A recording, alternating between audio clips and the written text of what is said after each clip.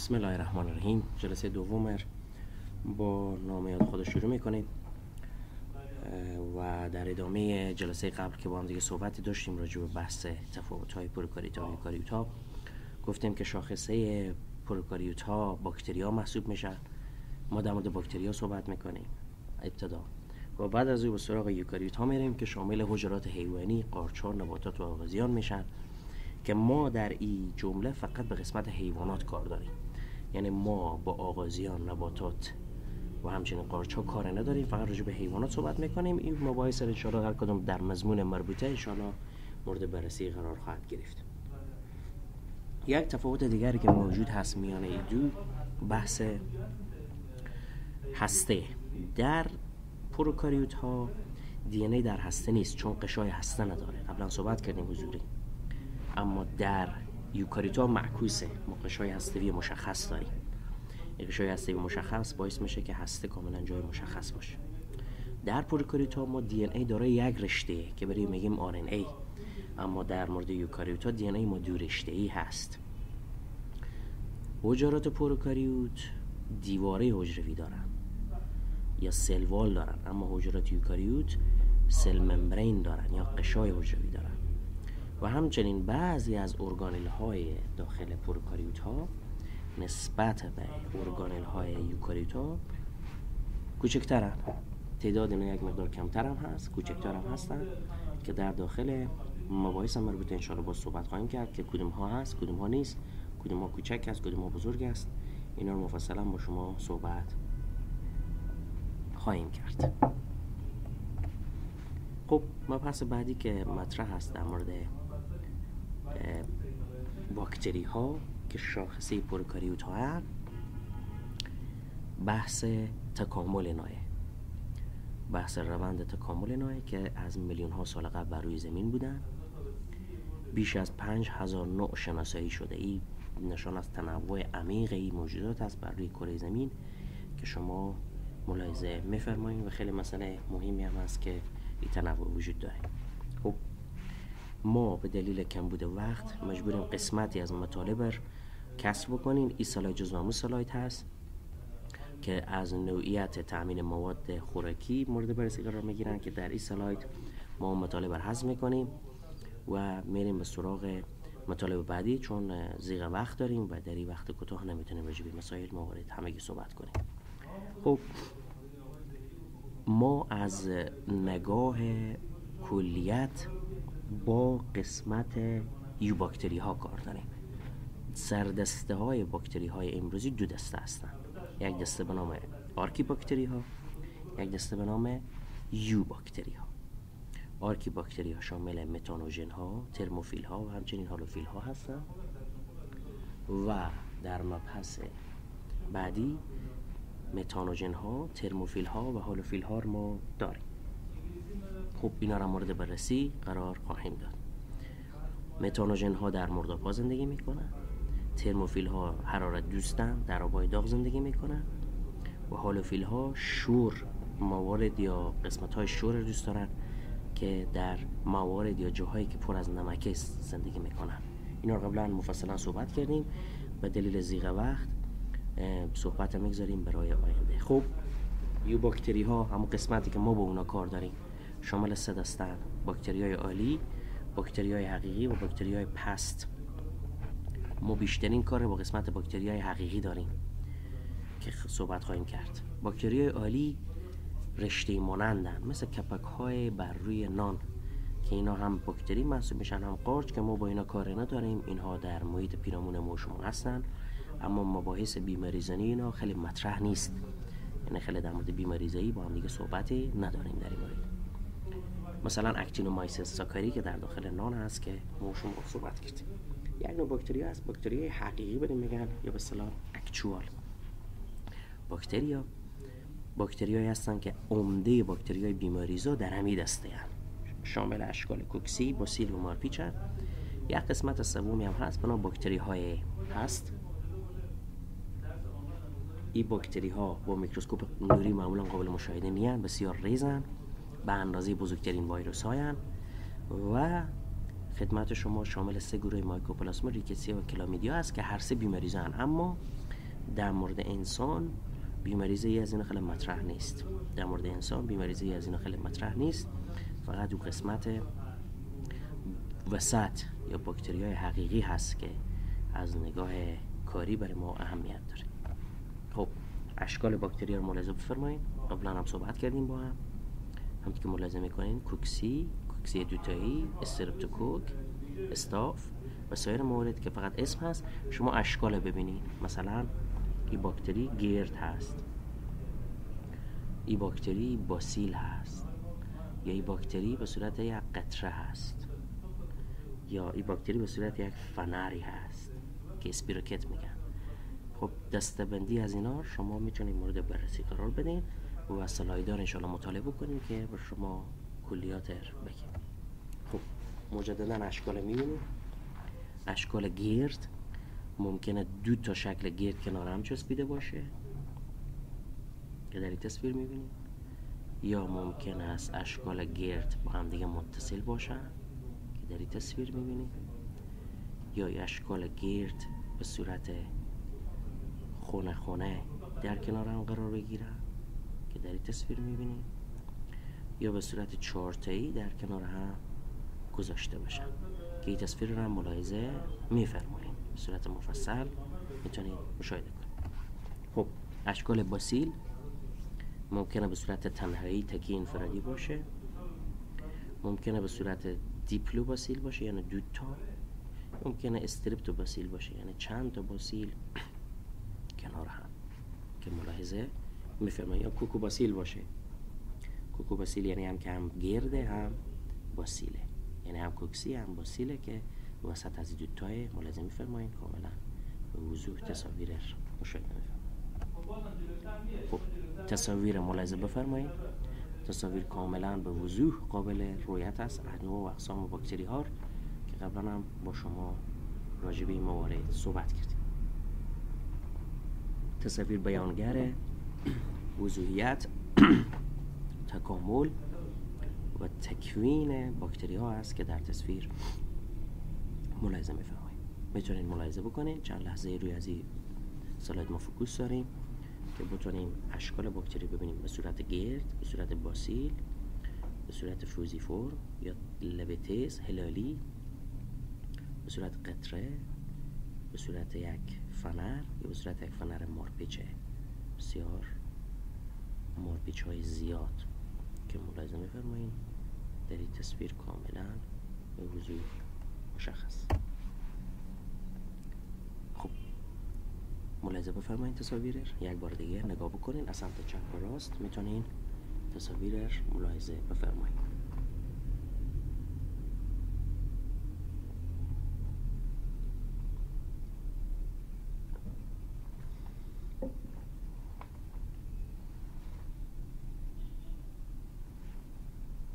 سمت چپ، سمت وسط یک مارپیچ، یک فنر کامل، یک هلال، گردی هایی که با هم دیگه متصلن ملاحظه میفرمایید. خب شکل ظاهری باکتریار ملاحظه میفرمایید. دارای یک پوششی هست در قسمت خارج، بعد از یک دیواره سلولی دارن یا سلوال، قشای پلاسما دارن، قشای سایتوپلاسمی، یک سایتوپلاسم دارن، قسمت آبی در درون سایتوپلاسم، اجزای سایتوپلاسمی ملاحظه میفرمایید و یک قطعه ژنتیکی به نام پلاسمید، یک قطعه ژنتیکی به نام پلاسمید که در این جا ملاحظه میفرمایید. یک قطعه ژنتیکی به نام پلاسمید که در این جا ملاحظه میفرمایید. یک دوم حرکتی هم دارن که دوم حرکتی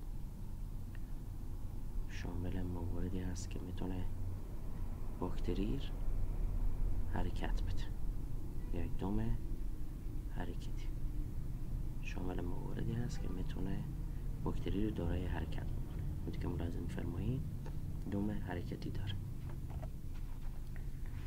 خب اشکال باکتری ها رو ملاحظه کردیم.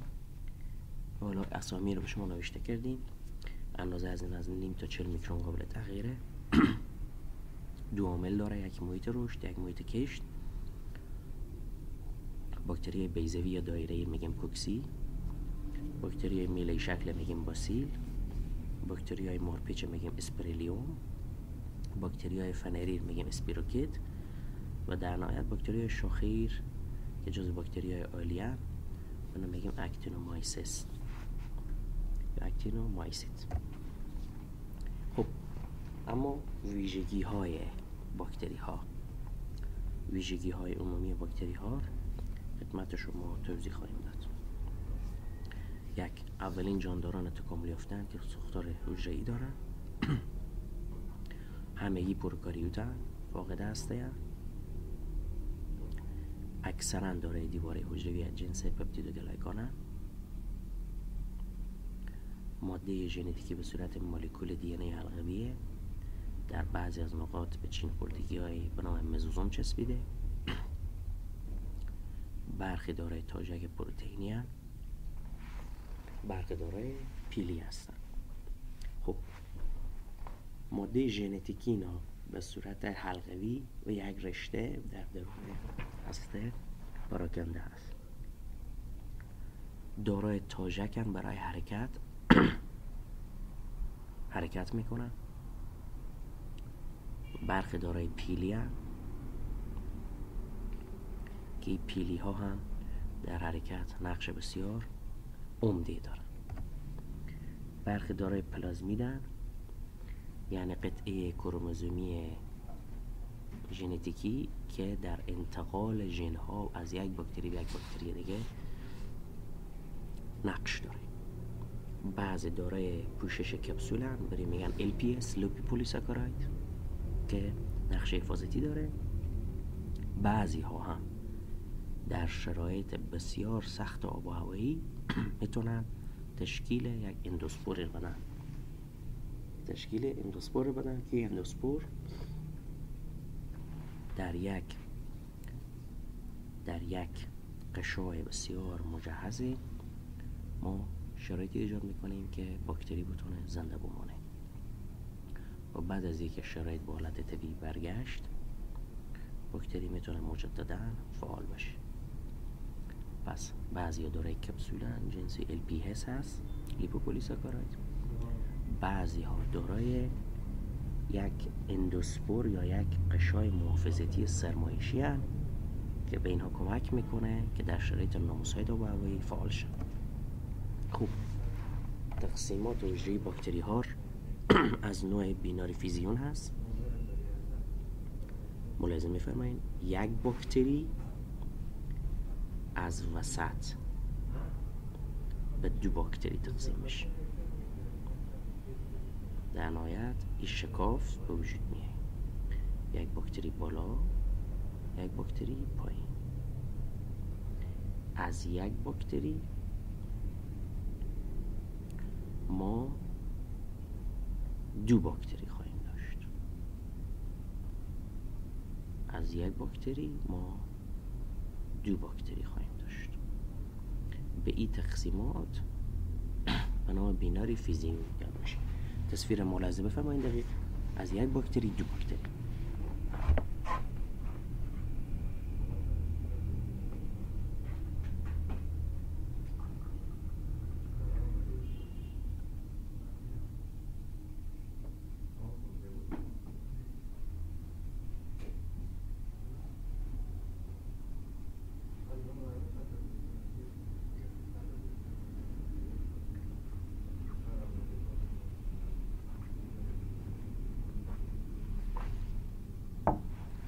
از یک باکتری دو باکتری خواهیم داشت.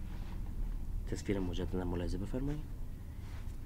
زمانی که باکتری میخواد تقسیم بشه تقسیمات دو تایی انجام میده.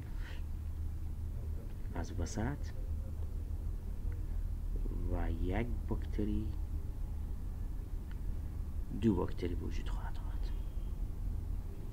از یک باکتری از وسط دو باکتری وجود خواهد آمد. خب نقش باکتری ها چیست؟ بسیاری شاید فکر کنن که نقش باکتری ها نقش خوبی نیست در طبیعت، اما نقش خوبیه. فی الواقع نقش مثبت دارن.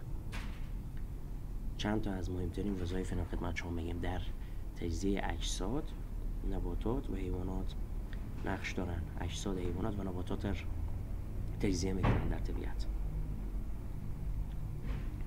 در حیوانات در امعای کوچک تولید قند و ویتامین ها رو به عهده دارن. در تصفیه مواد فاضله نقش دارن. در تصفیه مواد فاضله نقش عمده دارن. در اخذ نیتروژن و انتقال او به نباتات بسیار نقش حیاتی دارن در طبیعت. بعضی ها به صورت صنعتی برای تولید سرکه، امینو اسیدها، انزیم ها و همچنین تولید شیر، ماست و پنیر مورد استفاده قرار میگیرن. خب ما به قسمت رنگامیزی ها